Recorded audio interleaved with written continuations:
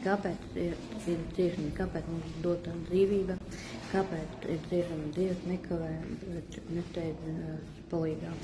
Lai nebūtu ciešana, jo cilvēks zaudē realitāti, nepazīst Dievu. Un tā, kad nāk ciešanas ilūzija, sāk brukt smadzenes, sāk strādāt, cilvēks sāk intuitīvi kliegt uz Dievu, atvērties.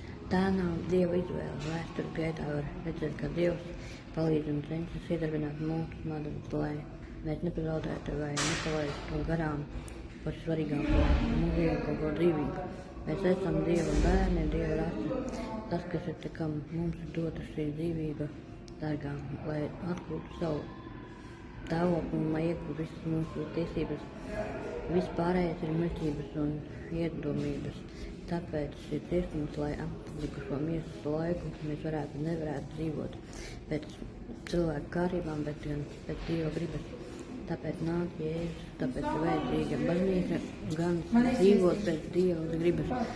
Lai jūs neesat baznīcas daļa, jūs tiekat mūžināt svētdienās, apmeklēt tiešsaistes Bībeles studiju, konferences, jūs varēsiet iepazīt Dievu un atrast patieso dzīves jēgu, ja vēlaties pievienoties, lūdzu rakstiet mums, lai Dievs to svētī. Amen.